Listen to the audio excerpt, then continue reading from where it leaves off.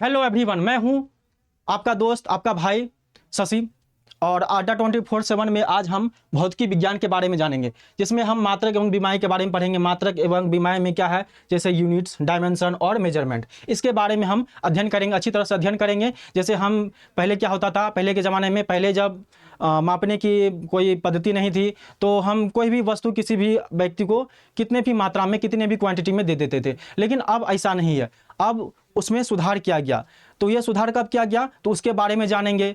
पहले जो है माने कि मात्रक पद्धति नहीं थी, तो किस तरह की समस्याएं होती थी, उन समस्याओं से जूझने के लिए हम लोग क्या बनाए, मात्रक पद्धति बनाए। ठीक है, तो ये जो पहली बात है कि मात्रक पद्धति तो बाद में समझेंगे, पहले समझेंगे भौतिकी कहते किसे हैं। तो भौतिकी की परिभाषा है कि प्रकृति एवं उनके नियमों का अध्ययन करना। किसका? प्रकृति एवं उनके नियमों का अध्ययन करना ही क्या कहलाता है, भौतिकी कहलाता है। प्रकृति एवं उनके नियमों का अध्ययन करना भौतिकी कहलाता है, यानी प्रकृति और नियम। ठीक है, अच्छा, भौतिकी के उदाहरण क्या है? जैसे हमारा इंद्रधनुष का बनना, जैसे हमारा क्या बनना है, इंद्रधनुष का बनना। ये जो इंद्रधनुष बना है, इंद्रधनुष का बनना, ये किसका उदाहरण है, तो भौतिकी का उदाहरण है। दूसरा है सूर्य के चारों ओर ग्रहों का घूमना, सूर्य के चारों ओर ग्रहों का घूमना, ये किसका उदाहरण है, भौतिकी का। अच्छा, पेड़ से फलों का गिरना, ये जो सेब गिर रहा, सेब गिरा, ये भी किसका उदाहरण है, भौतिकी का। उसके बाद बिजली का कड़कना, ये भी क्या है, भौतिकी का उदाहरण है। ठीक है, तो हम क्या जाने, भौतिकी की परिभाषा में क्या जाने, प्रकृति एवं उनके नियमों का अध्ययन करना ही क्या कहलाता है, भौतिकी कहलाता है। ठीक है, और जैसे उदाहरण के बारे में तो हम जान गए। ठीक है, अगला है अध्ययन की दृष्टि से, यानी अध्ययन की सुविधा के लिए भौतिकी को 3 भागों में बांटा गया। कितने भागों में? अध्ययन की दृष्टि से भौतिकी को 3 भागों में बांटा गया। एक है क्लासिकल भौतिकी, पहला कौन है, क्लासिकल भौतिकी, दूसरा मॉडर्न भौतिकी, और तीसरा है एस्ट्रोनॉमिक भौतिकी। क्लासिकल भौतिकी के जो है अंतर्गत हम किसका अध्ययन करते हैं, तो क्लासिकल भौतिकी के अंतर्गत हम मैकेनिक्स का अध्ययन करते हैं। किसका अध्ययन, तो मैकेनिक्स का अध्ययन करते हैं। उसके बाद है मॉडर्न फिजिक्स। मॉडर्न फिजिक्स के अंतर्गत मास एवं एनर्जी, मास और एनर्जी के बारे में अध्ययन करते हैं, यानी मास और एनर्जी के बीच का जो संबंध है उसके बारे में अध्ययन करते हैं। तीसरा एस्ट्रोनॉमिक, एस्ट्रोनॉमिक के अंतर्गत हम क्या करते हैं, जैसे अंतरिक्ष के बारे में, ब्रह्मांड के बारे में, सूर्य के बारे में, चंद्रमा के बारे में, इसके बारे में अध्ययन करते हैं। वो कहाँ करते हैं, खगोलीय विज्ञान यानी एस्ट्रोनॉमिक फिजिक्स के अंतर्गत अंतरिक्ष विज्ञान का अध्ययन करते हैं। अच्छा, क्लासिकल फिजिक्स के जो जनक, यानी जनक माने उसके बाप, बाप यानी पिता कह सकते हैं। ठीक है, तो हर किसी का अपना अपना एक बाप होता है। ठीक है, उसी तरह क्लासिकल फिजिक्स का जो बाप यानी उसके जनक जो है वो कौन है, यांत्रिकी। कौन है, यांत्रिकी, सॉरी यांत्रिकी तो उसके अंदर पढ़ाया जाता है। ठीक है, तो क्लासिकल फिजिक्स के जो जनक है न्यूटन। कौन है, न्यूटन है। उसके बाद आधुनिक भौतिकी के जो जनक है वो है आइंस्टीन साहब। कौन है, आधुनिक भौतिकी के जनक कौन है, आइंस्टीन साहब। उसके बाद खगोलीय विज्ञान, खगोलीय विज्ञान के जो जनक है वो है गैलीलियो साहब। कौन है, खगोलीय विज्ञान के जो जनक है वो है गैलीलियो साहब।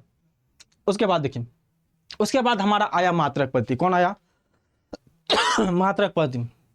देखो, मात्रक पद्धति जो है वो क्यों लाई गई, क्योंकि जब व्यवस्था सही नहीं बन रही थी तो मात्रक पद्धति लाई गई। अब भाई किसी चीज को बेचना है, किसी चीज को खरीदना है, कितना में खरीदना है, कितना पैसा देना है, किस हिसाब से देना है, ये तय नहीं था।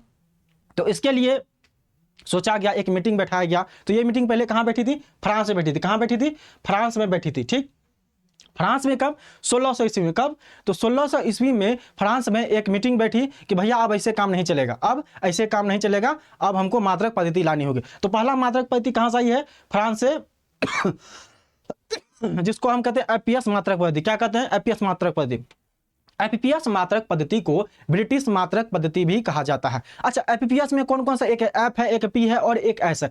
एफ से मतलब है फुट, पी से मतलब है पाउंड और एस से मतलब है सेकंड। ठीक है, एफ से मतलब क्या है, फुट, पाउंड और सेकंड। अच्छा, फुट किसको मापने के लिए, लंबाई को मापने के लिए। फुट किसको मापने के लिए, लंबाई को मापने के लिए। अच्छा, पाउंड किसको मापने के लिए, पाउंड जो है द्रव्यमान को मापने के लिए, अगर किसी का द्रव्यमान मापना है। जैसे आपने पाउंड के बारे में सुना होगा, अपने घर में किसी के यहाँ बर्थडे होता है, छोटे बच्चे हैं उसके यहाँ बर्थडे होता है, बर्थडे में आप सुनते हैं 1 पाउंड का लेते आना केक, 2 पाउंड का लेते आना, तो वो पाउंड क्या है, वही पाउंड, ये एपीएस पद्धति का ही पाउंड है। ठीक है, तो 1 पाउंड बराबर 450 ग्राम होता है। कितना, कितना आदमी ये भी समझता है 1 पाउंड माने 250 ग्राम, 250 ग्राम नहीं होता, 1 पाउंड बराबर 450 ग्राम होता है। इतना ध्यान, यानी कि आधा केजी से 50 ग्राम कम 1 पाउंड होता है। ठीक है, तो फुट, पाउंड और सेकंड। सेकंड किसका मात्रक है, तो समय का मात्रक, समय का मात्रक क्या है, सेकंड है। ठीक है, यहां तक तो क्लियर है। उसके बाद एपीएस मात्रक पद्धति कुछ दिन चला, उसके बाद क्या हुआ, वो खत्म हो गया, खत्म नहीं हुआ, मैंने उसके बाद कोई और आया। ठीक है, एपीएस मात्रक पद्धति के बाद आया सीजीएस पद्धति। सीजीएस पद्धति जो है थोड़ा उससे छोटा।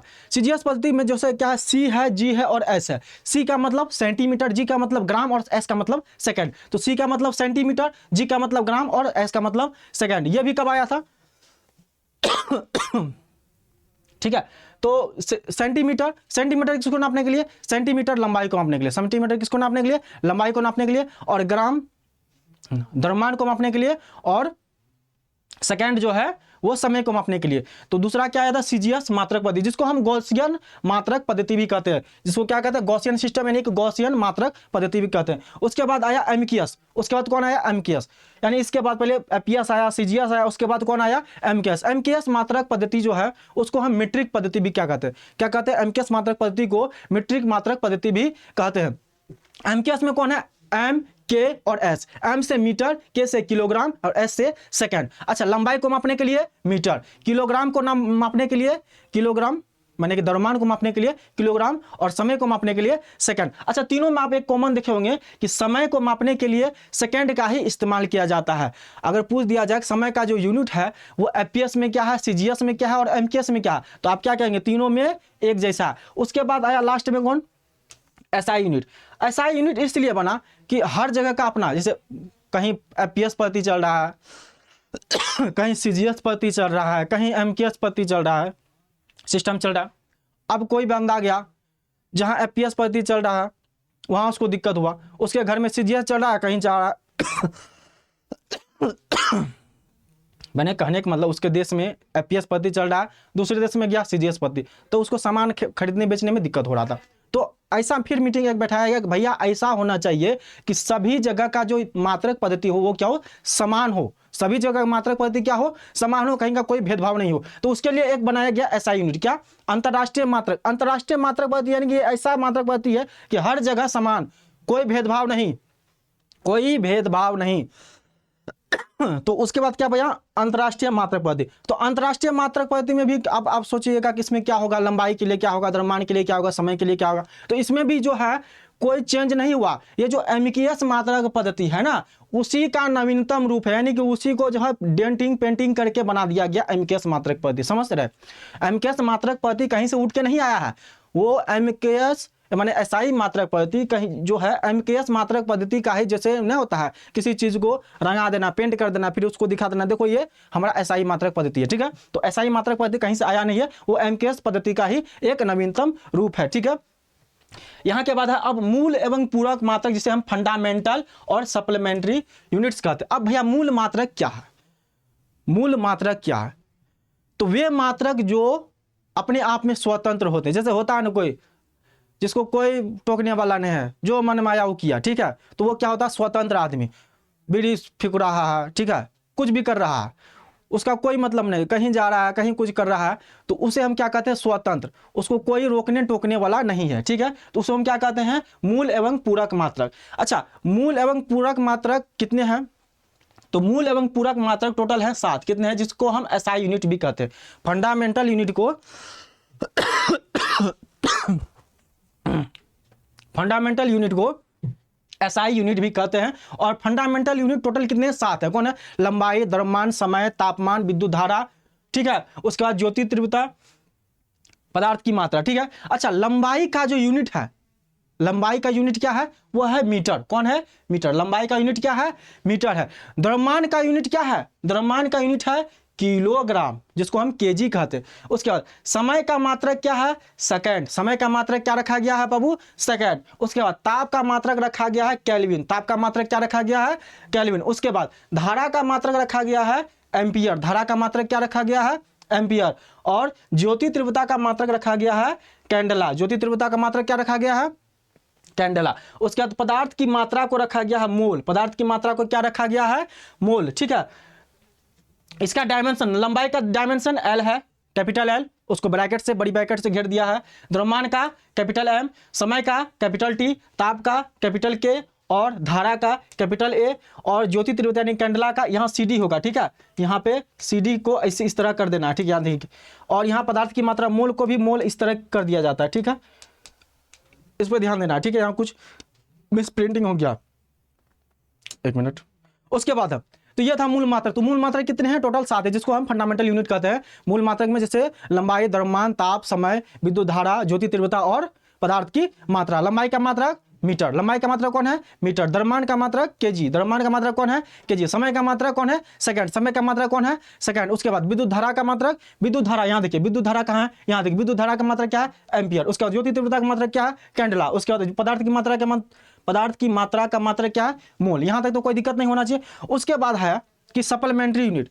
सप्लीमेंट्री यूनिट यानी कि पूरक यानी बीमाहीन मात्रक, यानी कि ऐसा मात्रक जो मूल मात्रक से अलग हो गया। क्या हो गया? अच्छा, बीमाहीन मात्रक जिसका डायमेंशन, जो दो मात्रक ऐसे हैं जिसका कोई डायमेंशन नहीं है, तो उसे हम क्या कहते हैं? सप्लीमेंट्री। कहेगा भाई सप्लीमेंट्री कौन है? तो फंडामेंटल यूनिट का ही एक पार्ट है सप्लीमेंट्री यूनिट, जो कि माने इसमें इसका अपना अपना बीमा है। ठीक है, इसका बीमा है, यहाँ देखिए बीमा दिख रहा है ना, लेकिन इसका कोई बीमा नहीं है। जिसका बीमा नहीं होता उसे हम क्या कहते हैं? किस में रख देते हैं? सेकेंडरी फंडामेंटल यूनिट में, यानी कि सप्लीमेंट्री यूनिट में। ठीक है, तो सप्लीमेंट्री में जो है दो यूनिट को रखा गया, एक है समतल कोण, एक है ठोस कोण। कौन है? एक समतल कोण और एक ठोस कोण। समतल कोण यानी प्लेन एंगल, ठोस कोण यानी सॉलिड एंगल। समतल कोण के जो यूनिट है वो है रेडियन। कौन है? समतल कोण के यूनिट क्या है? रेडियन। और ठोस कोण के यूनिट है स्टेरेडियन। अच्छा, समतल कोण क्या होता है? ये जो आप वृत्त देख रहे हैं, ठीक है, ये सर्कल है ना, ये सर्कल क्या है? खोखला सर्कल है। इस खोखले सर्कल में ये जो है एंगल बना हुआ है थीटा, और ये क्या है? डिस्टेंस है एल। तो इसी को हम क्या कहते हैं? समतल कोण। इसको किससे नापते हैं? रेडियन से। ठीक है। अच्छा, सॉलिड एंगल। अच्छा, आपने कभी बाजार गए होंगे, बाजार में तरबूज खरीदे होंगे। तरबूज जब खरीदने जाते हैं तो आप बोलते हैं भैया देखो ऐसा करो, हमको एक बार चखाओ, क्या पता हो मीठा हो कि नहीं हो। तो आप क्या करते हैं? वो जो दुकानदार होता है इधर 4 बार भोग देता है, इधर से निकाल देता है। वो जो निकालता है ऐसे करके रहता है, माने त्रिभुज के आकार का, तो उसी को क्या कहते हैं? ठोस कोण। क्या कहते हैं? ठोस कोण। वही ठोस कोण अगर बहुत सारे ठोस कोण मिल जाए तो वो क्या बन जाएगा? एक तरबूज बन जाएगा। ठीक है, तो ये देखो, ये एक तरबूज के जैसा है, यहाँ से घोपा है और घोपने के बाद ये निकाला है। ठीक है, तो यही क्या है? ये जो पार्ट दिख रहा है, इसी को हम कहते हैं, क्या कहते हैं? ठोस कोण। यहाँ से निकल जाएगा तो इसी को क्या कहते हैं? ठोस कोण। तो यहाँ तक तो कोई दिक्कत नहीं है। हमारे पास फंडामेंटल यूनिट कितने हैं? 7 है। कितने हैं? 7 है। कौन कौन? लंबाई, द्रव्यमान, समय, ताप, धारा, ज्योति तीव्रता, पदार्थ की मात्रा। तो देखिए, फंडामेंटल उसे कहते हैं जिसके अपना बीमा होता है। यहाँ बीमा है ना, ये सब क्या है? ये सब बीमा है। ठीक है, और सब मैंने सेकेंडरी में, सप्लीमेंट्री में कौन हो जाएगा? सप्लीमेंट्री में 2 कोण होगा, एक समतल कोण और एक ठोस कोण। समतल कोण का जो है रेडियन होता है यूनिट, और ठोस कोण का होता है स्टेरेडियन। यहाँ तक तो कोई दिक्कत नहीं होना चाहिए। उसके बाद है व्युत्पन्न मात्रक। मूल मात्रक हम पढ़ लिए। मूल मात्रक क्या? जो स्वतंत्र हो, कुछ भी करे, बीड़ी पिए, सुट्टा पिए, ठीक है, कुछ भी करे। ठीक है, लेकिन व्युत्पन्न मात्रक ऐसा नहीं, वो मैंने जकड़ा हुआ है, वो जो है बोलेगा बाबू हमसे अकेले काम नहीं होगा, हमको जो है किसी का सपोर्ट चाहिए। किसका सपोर्ट? तो मूल मात्रक का। किसका सपोर्ट? तो मूल मात्रक का। तो कहता है व्युत्पन्न मात्रक क्या है? कि वे मात्रक जो मूल मात्रक पे निर्भर होते हैं। किस पे निर्भर होते हैं? माने उससे अकेले काम चलने वाला नहीं है, तो उसे हम क्या कहेंगे? व्युत्पन्न मात्रक। वे मात्रक जो मूल मात्रक पे निर्भर होते हैं उसे हम क्या कहते हैं? क्या कहते हैं भैया? व्युत्पन्न मात्रक। यानी कि आप अकेले कुछ नहीं होगा, जब तक उसके साथ कोई नहीं मिलेगा, यानी मूल मात्रक नहीं मिलेगा, उसका कुछ होने वाला नहीं है, तो उसे हम क्या कहते हैं? व्युत्पन्न मात्रक। अच्छा, व्युत्पन्न मात्रक में पहला है चाल। व्युत्पन्न मात्रक में पहला क्या है? चाल। इसमें ध्यान दीजिए, जैसे चाल भी है, वेग है। अच्छा, चाल किसे कहते हैं? जब भी कोई पिंड या कोई वस्तु या कोई गाड़ी चल रही है, अब किस दिशा में चल रही है? इस दिशा में चल रही है, इस दिशा में चल रही है, इस दिशा में चल रही है, बस चल रही है, तो उसे हम क्या कहेंगे? चाल। चाल बराबर होता है दूरी बटे समय। चाल बराबर क्या होता है? दूरी बटे समय। चाल बराबर क्या होता है? दूरी बटे समय। इतना तो जानते हैं। अच्छा, दूरी एक प्रकार का क्या है? दूरी एक प्रकार का डिस्टेंस है। क्या है? डिस्टेंस। हम बोले थे कि जो लंबाई होता है, लंबाई का मात्रक होता है क्या? मीटर। इसीलिए दूरी चूंकि एक मीटर के रूप में है, लंबाई के रूप में है, तो लंबाई का मात्रक क्या हो जाएगा? मीटर होगा। अच्छा, दूरी एक प्रकार का लंबाई है तो लंबाई का मात्रक क्या हो गया? मीटर। अच्छा, समय। समय का तो हर जगह मात्रक क्या होता है? सेकंड। तो समय क्या हो गया? सेकंड, तो मीटर पर सेकंड। अच्छा, डायमेंशन हम क्या बोले थे कि जैसे लंबाई है, लंबाई का डायमेंशन क्या था? एल था। लंबाई का डायमेंशन क्या था? एल था। और समय का डायमेंशन टी है। ठीक है, मीटर पर सेकंड जब ऊपर जाएगा तो मीटर पर सेकंड एम एस पे पावर -1 हो जाएगा, इसलिए एल टी -1। यहां तक तो कोई दिक्कत नहीं। उसके बाद है वेग। देखिए इसी में चाल और वेग का दोनों का मान जो है बड़ा समान होता है। क्यों समान होता है? देखिए चाल वो था जो मैंने गाड़ी चल रहा, और किस दिशा में चल रहा है कोई डेफिनेट नहीं था। वेग क्या होता है? वेग में एक डायरेक्शन मिल जाता है। क्या मिल जाता है? जब स्पीड के साथ स्पीड और डायरेक्शन का गुणनफल होता है उसे हम क्या कहते हैं? वेग कहते हैं। वेग में यदि डायरेक्शन मैंने हमको अब इधर जाना है तो इधर जाना है, तो इसको हम क्या कहेंगे? वेग। लेकिन चाल में कोई डिसीजन नहीं था कि हम किधर जाएं, कुधरो चल जाएं, ठीक है।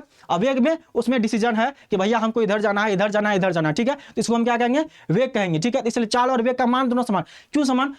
कि भैया स्पीड में यदि डायरेक्शन का गुणनफल हो भी जाए तो स्पीड का तो मीटर पर सेकंड होता है, लेकिन डायरेक्शन का कोई यूनिट होता नहीं है। डायरेक्शन का कोई यूनिट होता है, दिशा का क्या यूनिट होगा? कुछ नहीं होगा। इसलिए दिशा का कुछ नहीं होता, इसलिए होता क्या उसका? मीटर पर सेकंड। इसलिए चाल और वेग दोनों बराबर है। अब इसके बाद आते हैं त्वरण पे। त्वरण किसे कहते हैं? अच्छा, आपने मोटरसाइकिल चलाया होगा, कार चलाया होगा, उसमें एक्सीलेटर देते हैं, जितना एक्सीलेटर देते हैं उतना भागता है, जितना एक्सीलेटर कम करते हैं उतना कम होता है। तो वही है त्वरण। त्वरण क्या? एक प्रकार का एक्सीलेटर है। क्या है? एक्सीलेटर। चाल के बारे में यहाँ दिखाए थे ना, यह क्या? स्पीड, ठीक है। ये जा रहा है अपना गाड़ी आराम से। अच्छा, इस डायरेक्शन में जा रहा है तो इसमें वेग हो गया। क्या हो गया? वेग।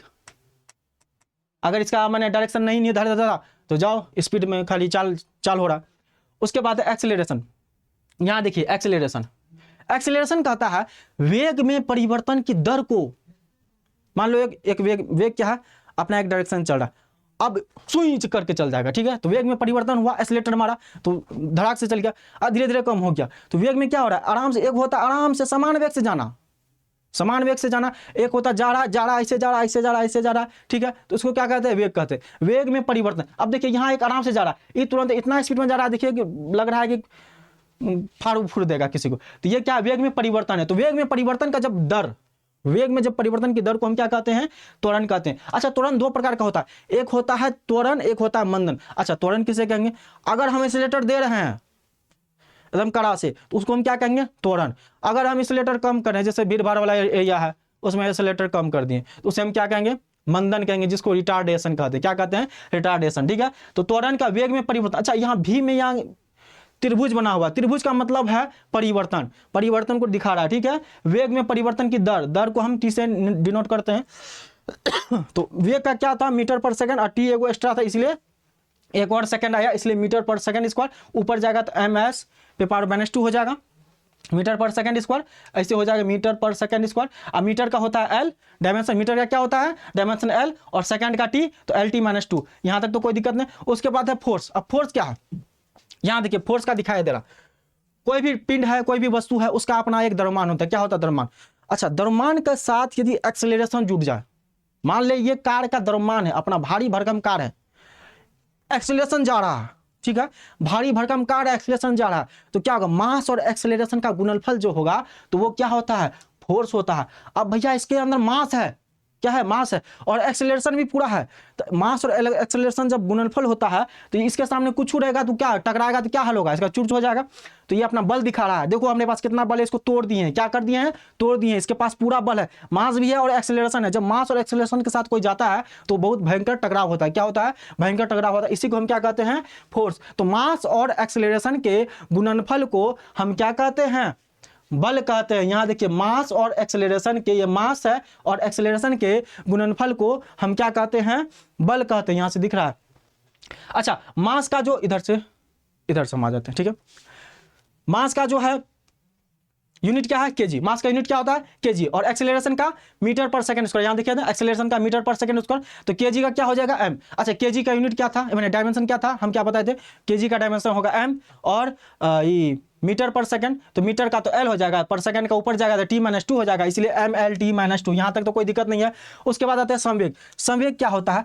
मास और वेलोसिटी के गुणनफल को, मास किसी वस्तु का द्रव्यमान है, उसमें वेग का गुणनफल हो गया, तो उसे हम क्या कहेंगे? संवेग। क्या कहेंगे?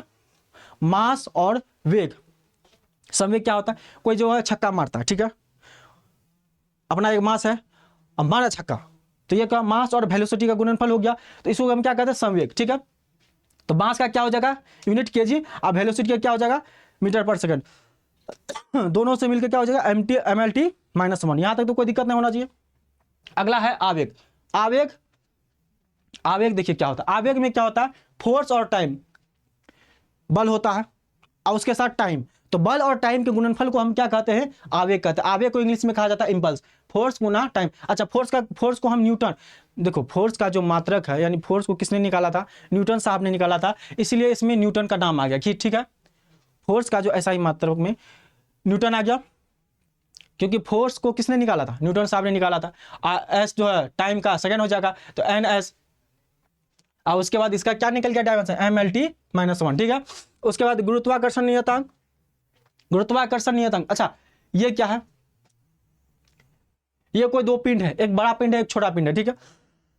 अब क्या है नहीं पता, छोड़ो, उतना नहीं जानना, बस जैसे मतलब पिंड क्या ग्रह है, बहुत बड़ा ग्रह है, मान लो किसी को मंगल, किसी को पृथ्वी, ठीक है, कुछ ही मान लो, तो ये बड़ा पिंड है, बड़ा ग्रह है, और ये छोटा ग्रह, इन दोनों के बीच का डिस्टेंस कितना है, आर है, इन दोनों के बीच का डिस्टेंस कितना है, आर है। तो इसके बीच का जो आकर्षण बल होगा, क्या होगा, आकर्षण बल, कितना आकर्षण बल लग रहा है, कितना हट रहा है। तो अगर मान लो बल नहीं लगेगा तो क्या हो जाएगा, लड़ जाएगा, लड़ेगा ना, तो इसलिए ना लड़े, इसके बीच क्या होता है, एक आकर्षण बल लगता है। तो इसका जो सूत्र होता है F बराबर G, बड़ी एम छोटी एम, इसका जो मास है और इसका मास है, ठीक है, इन दोनों का मास अब बटे इन दोनों का डिस्टेंस का स्क्वायर, ये होता है।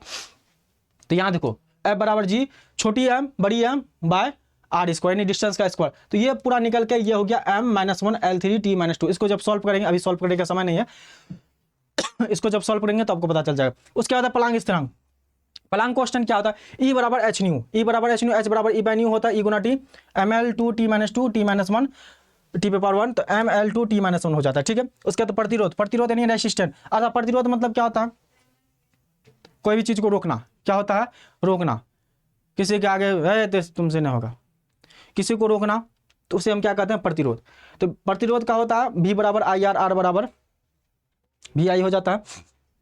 इसका निकल जाएगा ml2t3 t⁻3 a-2। यहां तक तो कोई दिक्कत नहीं होना चाहिए। अगला है, अब कुछ क्वेश्चन है जो मैंने पहले पढ़ाया था, आधुनिक भौतिकी का जनक किसे माना जाता है, आधुनिक भौतिकी का जनक किसे माना जाता है, पहला न्यूटन, गैलीलियो, आइंस्टीन या प्लैंक, क्या होगा इसका आंसर। अच्छा न्यूटन किसका था, न्यूटन था क्लासिकल फिजिक्स का, किसका, क्लासिकल फिजिक्स का। गैलीलियो था एस्ट्रोनॉमिक फिजिक्स का, और आइंस्टीन कौन था, आइंस्टीन था मॉडर्न फिजिक्स का। तो इसका क्या होगा आंसर, इसका हो जाएगा आंसर आइंस्टीन, ठीक है। अच्छा ठोस कोण का एसआई मात्रक क्या होता है, ठोस कोण, अच्छा एक होता है विमाहीन मात्रक, हम बताए थे, तो कौन था, एक समतल कोण और ठोस कोण। तो समतल कोण का मात्रक क्या था, रेडियन, और ठोस कोण का क्या हो जाएगा, स्टेरेडियन, ठीक है। ठोस कोण का कौन हो जाएगा, स्टेरेडियन। उसके बाद गुरुत्वाकर्षण नियतांक की बीमा है m-1 L3t-2, ठीक है। अगला है खगोलीय मात्रक। अच्छा खगोलीय मात्रक का उपयोग कब किया गया, अब देखिए, अब जैसे सूर्य और पृथ्वी के बीच, यहां देखो सूर्य है और पृथ्वी के बीच का दूरी नापना है, क्या इंची टेप से नाप सकते हैं, नहीं नाप सकते हैं। तो उसके लिए क्या, एक बहुत बड़ा मात्रक की जरूरत है, तो उसको हम क्या कहेंगे, खगोलीय मात्रक। खगोलीय मात्रक, खगोलीय मात्रक में पहले आ जाता है कि देखो एस्ट्रोनॉमिकल यूनिट। तो सूर्य और पृथ्वी के बीच की औसत दूरी सूर्य और पृथ्वी के बीच की औसत दूरी को हम क्या कहते हैं, 1 AU, क्या कहते हैं, AU, 1 AU। और 1 AU जो है, 1 एस्ट्रोनॉमिक यूनिट जो है 1.496 गुना 10⁻11 मीटर के बराबर होता है, लगभग 15 करोड़ किलोमीटर। अगर पूछे सूर्य एवं पृथ्वी के बीच का जो औसत दूरी है वह कितना है, तो 1 AU कौन है, कितना है, सूर्य एवं पृथ्वी के बीच का जो डिस्टेंस है वह 1 AU, यानी कि सूर्य एवं पृथ्वी की औसत दूरी कितना है, 1 AU, जो 1.496 गुने 10⁻11 मीटर यानी 15 करोड़ किलोमीटर के बराबर होता है। उसके बाद है लाइट ईयर, प्रकाश वर्ष।